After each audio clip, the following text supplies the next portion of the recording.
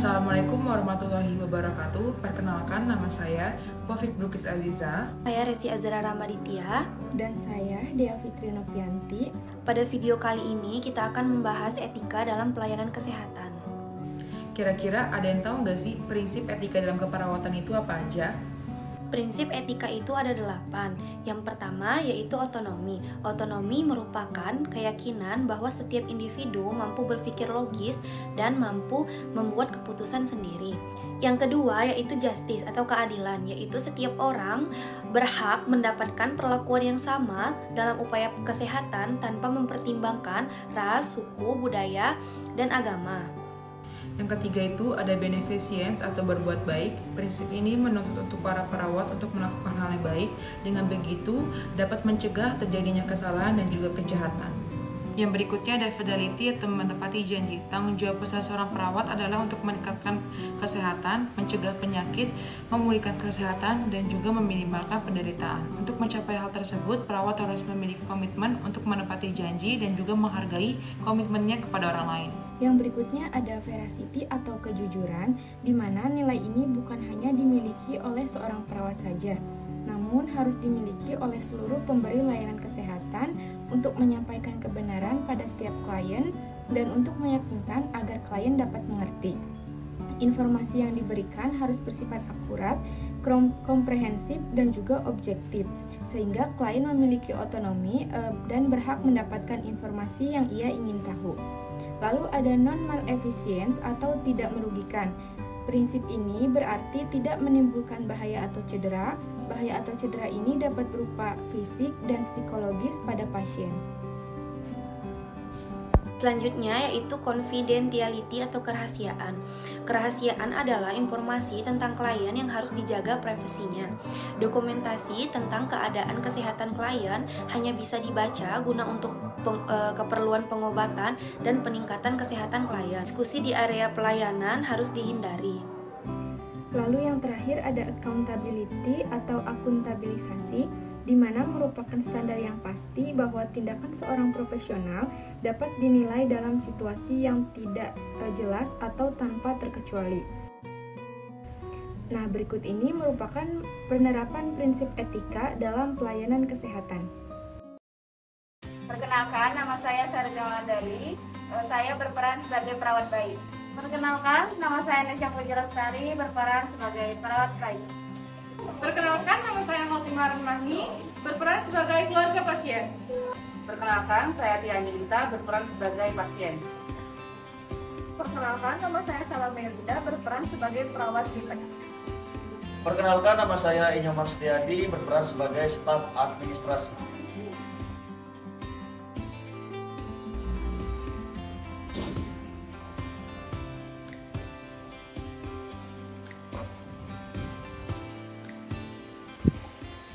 Selamat pagi, Bu.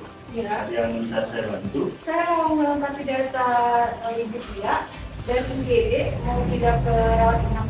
Baik, Bu, bisa ibu di sini ya, Bu.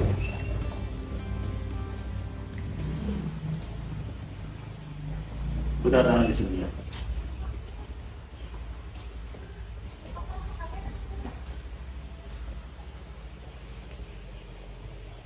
Sus, tolong pasiennya dibawa ke ruangan.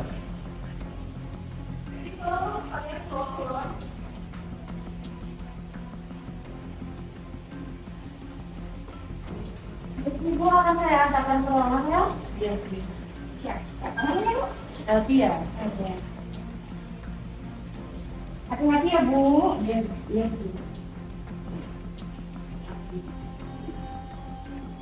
Ibu Tia ya? Iya, sih. 65 tahun? Iya. BPJS 3? Iya. Ke Barak, Bu. Antrian ke Barak.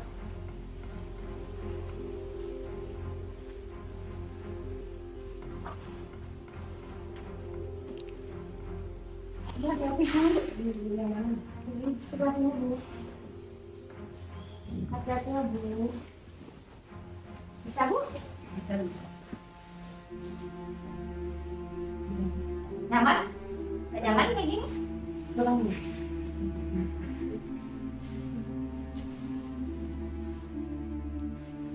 Mau diselimutin, Bu?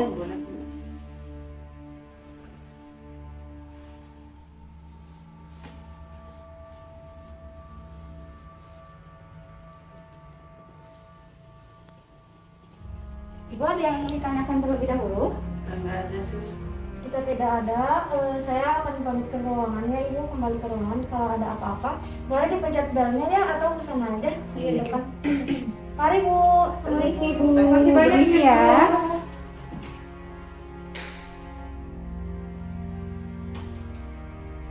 Terus permisi, ibu saya ibu Tia. Nanti nggak ini nggak nyala. Nggak nyala ya? Iya. Udah, saya akan ya.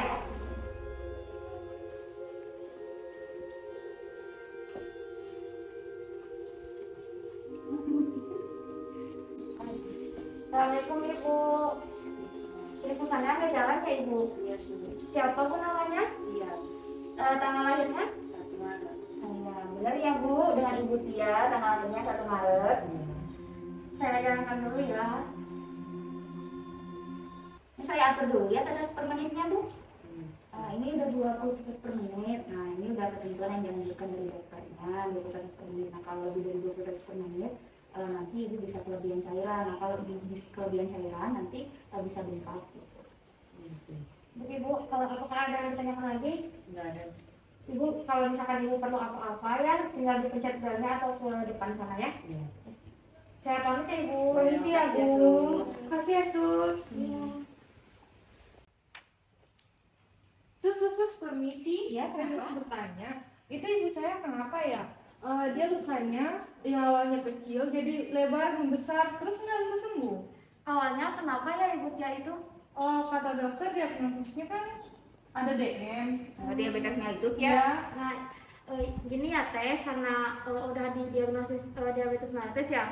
Nah, kenapa si lukanya itu tidak sembuh dan melebar? Karena di dalam kadar gula dalam tubuh Ibu Tia itu amat sangat tinggi. Nah, menyebabkan si luka itu melebar dan susah sembuh. Oh, begitu. Begitu. Ya, gimana Teh? Ada yang ditanyakan lagi? Sejauh ini nggak ada sih. Ya, terima kasih. Saya Sus. pamit ya. Mangga Teh. Sus, maaf permisi. Kata dokter tadi jam 9 mau diganti beban ya? Kok sekarang udah jam 11 belum diganti-ganti ya bebannya? Emang ada sama siapa Bu? Atas nama Ibu Tia Angelita. Oh Ibu Tia yang BPJS kelas 3 itu ya? Nanti saya ke sana ya Bu, tunggu aja di sana. Ibu bisa balik dulu ke ruangan, nanti saya nyusul.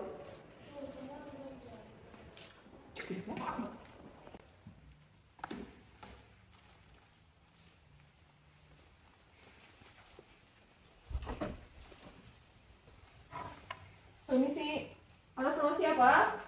Iya. Ibu kalau misalnya lagi di sini jangan main HP terus ya Bu ya, nanti pusing. Oke. Itu tolong bisa dibukain nggak selimutnya?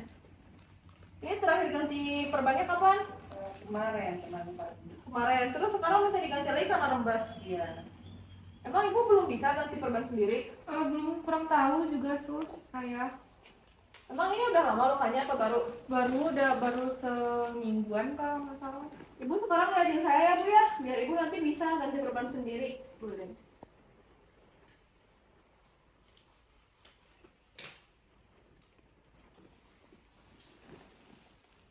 Ini Bu.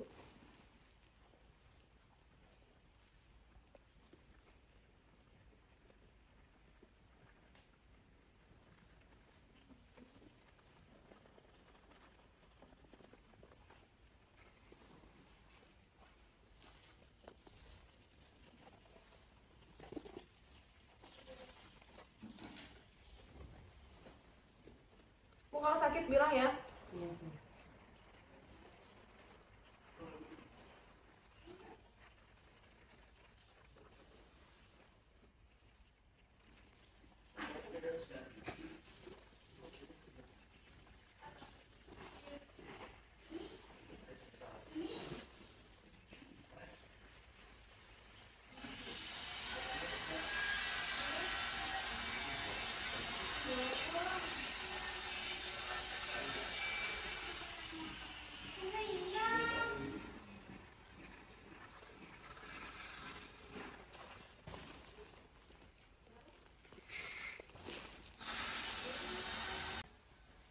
Kenapa ini nggak ditutup pintunya?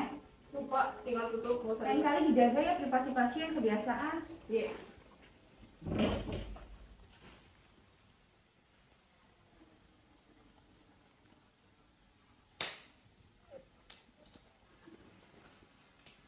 Ibu, lukanya udah ya? Udah diganti perban? Ada yang mau ditanyain nggak, Bu? Nggak ada. Jadi Ibu tadi udah lihat kan? Iya. Nanti kalau misalnya ke depannya, kalau misalnya mau ganti perban lagi, caranya gitu ya, Bu ya? Biar bisa sendiri. Udah tulis ya, Bu ya? Terima kasih banyak, Sus.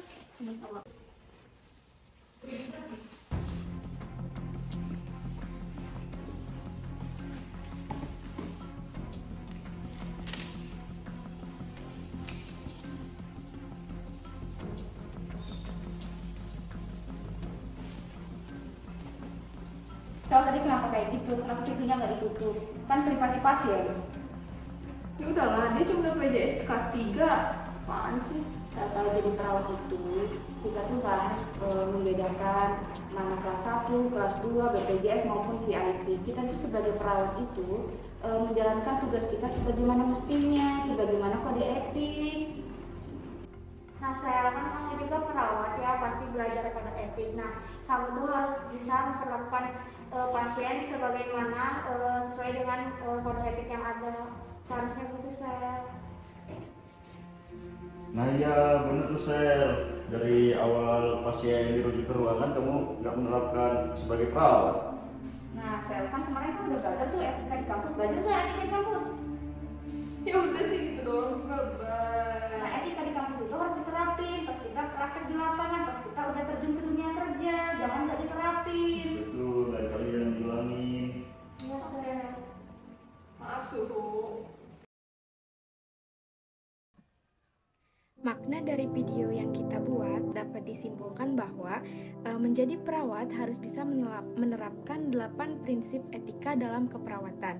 Di antaranya, kita sebagai perawat harus justice, yaitu harus adil ke seluruh pasien tanpa membeda-bedakan. Yang kedua, non-malefisience atau tidak merugikan. Prinsip ini berarti tidak menimbulkan bahaya atau cedera fisik dan psikologis pada klien.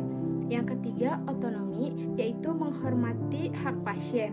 Yang keempat, fidelity atau menepati janji kepada pasien dan keluarganya. Dan yang terakhir ada confidentiality atau kerahasiaan, yaitu kita harus menjaga privasi terhadap pasien.